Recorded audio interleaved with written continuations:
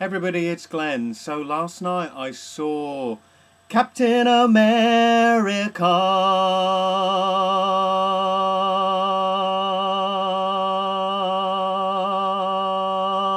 colon the First Avenger, the movie, and I'm going to give you a quick review spouting my wild opinions on what I thought about the movie. And it follows on from Green Lantern, so it can't possibly be any worse than that, can it? And I can tell you, no, it isn't.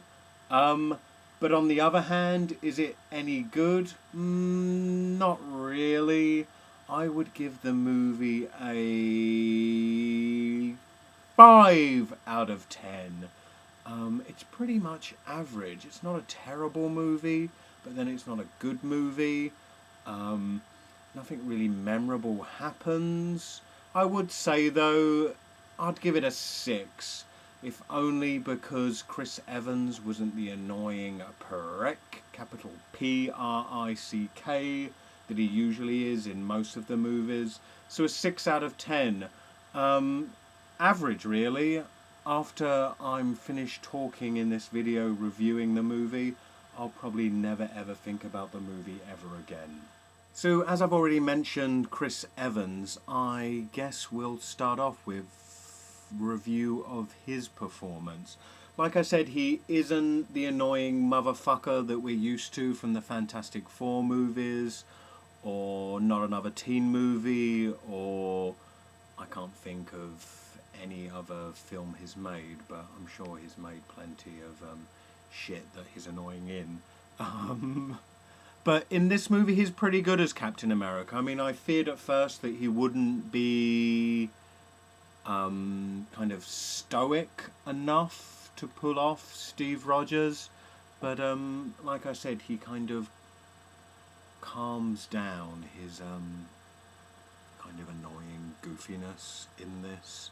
So the movie begins in present day, on a frozen tundra where S.H.I.E.L.D. agents discover Captain America's shield, and then we go back in time to World War II, and the Red Skull is attempting to acquire an ancient Nordic artifact for its power, with which he wants to fuel Arnim Zola's Nazi weapon technologies.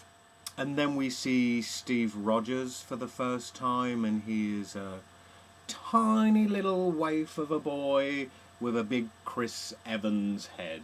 The effect they did to make Chris Evans look scrawny is actually really decent. I found it strangely hypnotic. I kind of kept staring at this scrawny little body, looking for the join where it meets Chris Evans' head, and they actually did that really well in CGI. The effect worked good. So this scrawny little Steve Rogers is rejected from enlisting into the US Army to fight the war in Europe. And he, after being rejected, he runs into Bucky Barnes, who here is kind of, it's not the kind of effeminate, kind of gay jailbait Bucky that we're used to from comic books. It's a kind of butcher Bucky who actually saves Steve Rogers from getting his arse whipped by some moron. After learning that Steve Rogers had attempted to enlist into the US Army multiple times, we discover that he is finally accepted, much to his shock, but really he's been kind of earmarked by a German scientist for the super soldier experiment. It's a German scientist who has defected to the US after completing a super soldier experiment in Germany on the Red Skull. And from that experiment, the scientist realizes that this serum in creating a super soldier really emphasizes that which is inside the subject, So obviously the Red Skull, being an evil Nazi, made him an even bigger evil Nazi. And he focuses on Steve Rogers as the subject now for this experiment, realizing that Steve Rogers has heart. And it's that heart which will make him the super soldier. When after the super soldier experiment happens and it's a success, and the kind of cocoon that Steve Rogers has been housed in for the experiment, when this opens and we see Steve Rogers looking pretty flippin' ripped, which kind of made me wonder, was that Chris Evans' body? Them having kind of CGI'd a scrawny body, I was kind of like, is that big muscular body also CGI, or is that his real body? Or have they been secretly feeding Chris Evans steroids for the last few weeks? Who knows? At the conclusion of the experiment that transforms Steve Rogers into Captain America, a Hydra spy has infiltrated the experiment and kills the German scientist who devised the experiment, and also steals the last of the super soldier serum, escapes from experiment in a car, and this is where we first see Steve Rogers in action, the result of the experiment. He chases down the car on foot, tackles this spy, and in the resulting physicality, the last of the soldier serum is destroyed. So Steve Rogers becomes all that remains of that experiment. So with the super soldier program now in tatters, Steve Rogers pretty much becomes what is referred to in the movie as a dancing monkey. I guess you could consider him a propaganda tool. He's kind of used in kind of theatricality to boost the morale of the largely women and children who are left behind in the US while their partners, fathers fight the war, and Captain America becomes a celebrity. Of course, that doesn't translate as well to the guys who are actually on the front line fighting the war, as Captain America soon discovers. For me, it's that sequence with Captain America being used to boost morale that best captures the flavour of wartime, because unlike the following kind of battle sequences, it's hardly Saving Private Ryan here. The battle scenes are a lot more fantastic. Arnim Zola's laser rays are being used, so the battle sequences themselves don't actually capture kind of World War II as we think of it.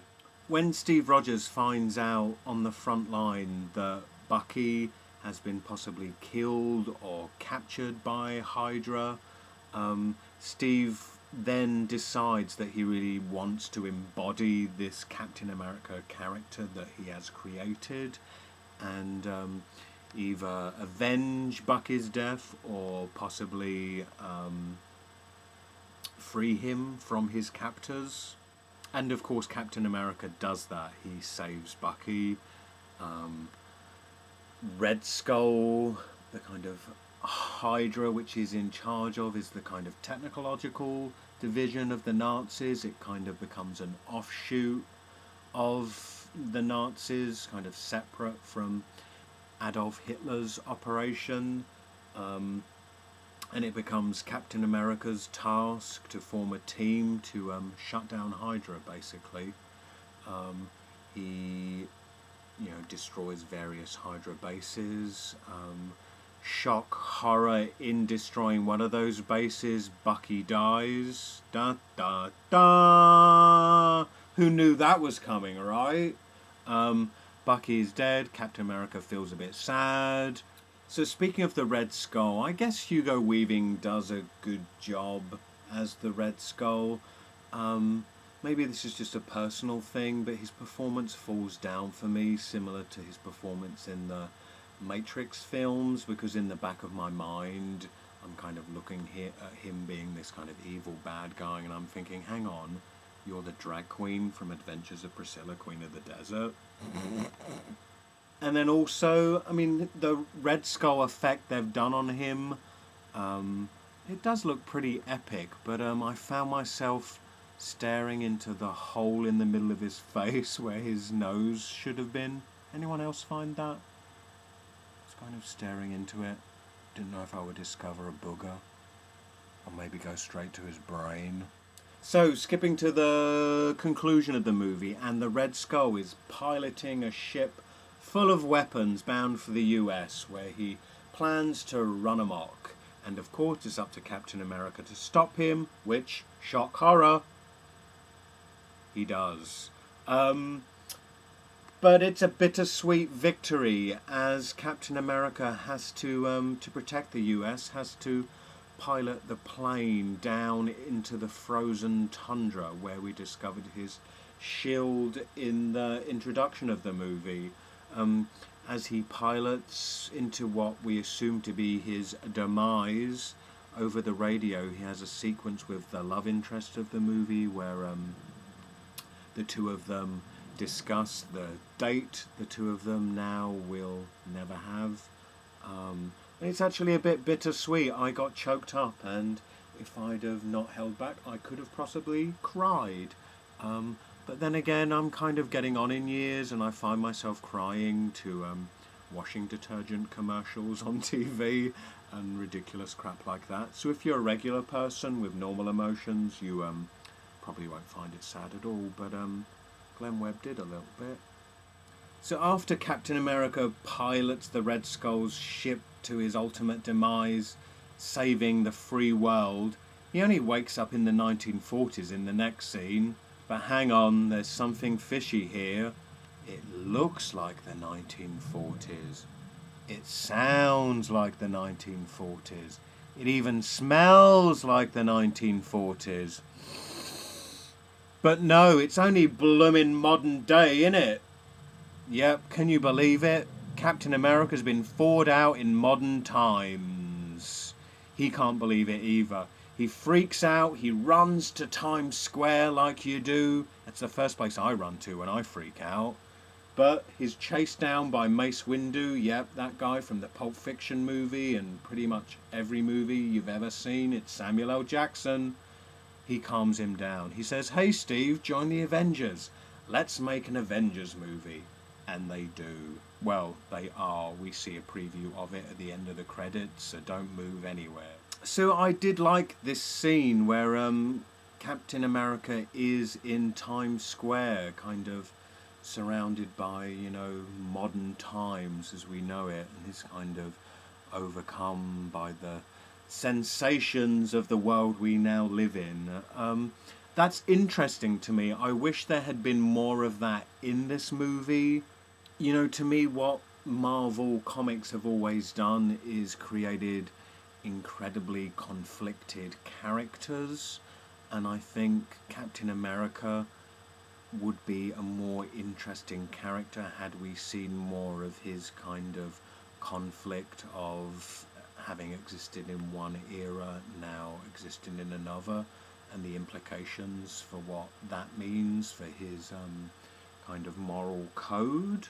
You know, and perhaps that will be touched upon in the Avengers movie, but then again, with a big kind of ensemble cast like that, how much time really can they devote in that film to kind of individual characterization, really?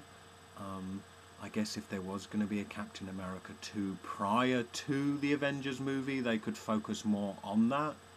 And I don't know, after an Avengers movie, can characters from that movie be separated out and still have their individual films? Or, you know, will people just want to put their money down to see a combined Avengers movie? But, you know, speaking of Avengers movie, kind of Captain America fell down for me where I thought it would. It seemed very much like ticking a box to get to the Avengers movie.